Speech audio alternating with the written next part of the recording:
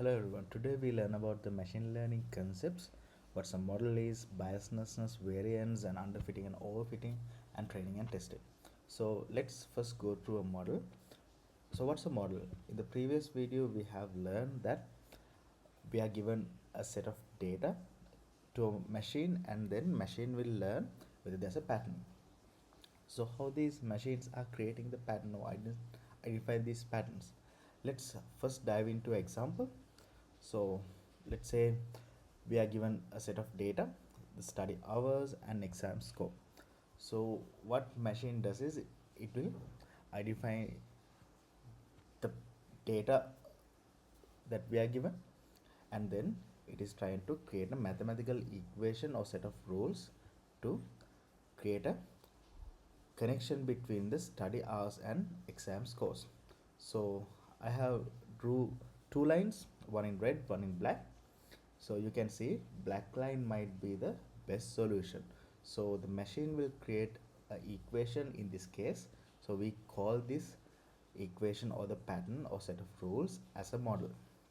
So then we'll go through what's the bias. So machine will not going to come with the perfect solution at the first glance. So what it does is it will first create a like line or equation like red, or it will trying to map the data and try to reduce the error. So if you see it like this, there's a error between the actual data and the model or the equation. So if it create a model like this, you can see the actual data is so much of differ from the predicted one. If you predict number of hours to the marks, here it says maybe 89, but actually it's around 75. So if there's a difference between the predicted one actual data and difference is very high, we call it as a the biasness is high. Then there's a then second one is if the predicted ones or the data and the model, the equation, there's a difference is low, we call it as a low bias. And then the formal definition is it refers to the error introduced by the real world problem with a model. So let's say if the model is too simple, so bias is high. As an example, let's say, so if we create a equation like this, y equals 0, so model is too simple or equation is too simple and it is unable to capture the pattern, so it's higher bias. And these are some examples where the here you can see biasness is very high, here also biasness is very high. Likewise here it's a good fit, we call this as a low bias solution. Then we go through the what's a variance. So when we're trying to create a model, or when machines try to create a equation, what it does is it is trying to, in here you can see it is trying to map the pattern. So this is a simple linear regression or simple line where we call y equal mx plus c. So you can see it is not be able to capture the pattern because there's a curvy pattern or curved pattern, right? Then there's a high biasness, right? Data and the model, there's a high difference. And then when the polynomial or when the variables or when the model is bit complex, it will be a good balance at some point. And when it goes and goes, it is trying to capture all the data points. So in the training, when it is trying to capture all the data points, what it happens is we call it memorizing all the data points. So when it memorizes all the data points, that means when we try to predict one, it might be so much of different than the actual one. So we call this as the model is trying to memorize the data, and then when you added a new data point, as an example here you can see 20 or 30 training data points, then the model is trying to identify each and everything, and then the equation might be something like y equals mx plus c plus something. Then if you add a new data point, then model will be drastically changed to capture that data point as well. Then the variance is high. So we call, when you introduce new training point and the model is rapidly changing to capture that data point, or if the model is too sensitive for new data points, we call variance is very high. So we call this phenomena as overfitting. When the model is trying to memorize everything, if it is unable to capture the pattern, then we call it as underfitting.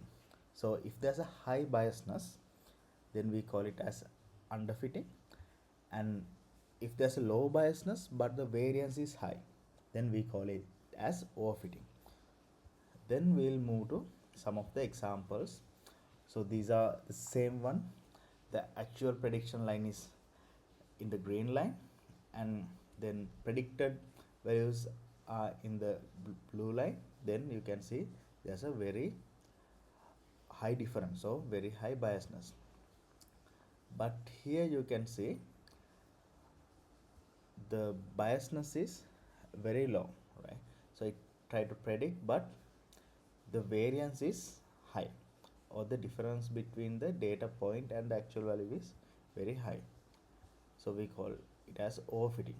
So as an example, let's say, so the actual model or the prediction should be in the blue dot, and then uh, sorry, in the red dot, and you can see all the predictions are within the red dot. You call this as a biasness is low, where it near the prediction line, but also variance, or the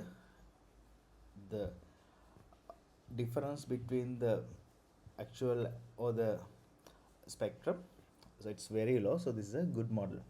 Here you can see the biasness is low, so it is not much deviate from the actual prediction, but difference is high. So don't overcomplicate the biasness with variance. Biasness is how the actual predictions are differ from the predicted one. In here you can see all the predicted ones are far more differ from the actual one, right, or the desired one. So the biasness is high. Here the difference is high from the actual one, but the mean or the average is less. So here biasness is low, but there's a high variance. So here the biasness is low, where it is trying to capture everything, and the difference between the actual and the predicted are almost same, or the average is also same, and also the actual and the predicted difference is also same. Then low bias, low variance. Here the average of the predicted is low, because you can see all the blue dot, all the predicted ones are even scattered, but it's almost to the center. Hence it is low bias, but the difference is high. This is high variance. Here you can see the data points are less scattered, right? So then low variance, but it's highly biased because the model is not accurate. And here you can see it is high bias, and also the data points are also scattered. That's a high variance. And you will see a graph like this, where when you increase the model complexity, so biasness will be reduced, and then variance will increase. And at some point you will see, even though the biasness will reduce, but the variance is going to be high. That means in this point the model is underfitted, where the biasness is high, variance is low, and then going forward biasness will reduce, but variance will increase, then the sensitivity will increase when you add new data points. That means model is going to be overfitted. Then you have to find a sweet spot or the best solution in between. So that's about the bias and variance. And then what's training and testing?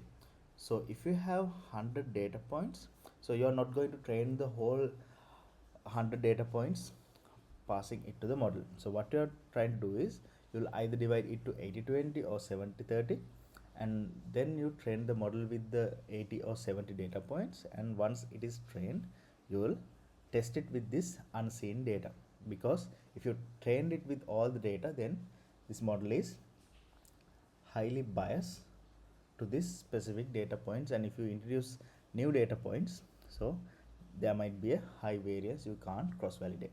So that's it for today. So in the next one we'll go through the linear regression. Thank you.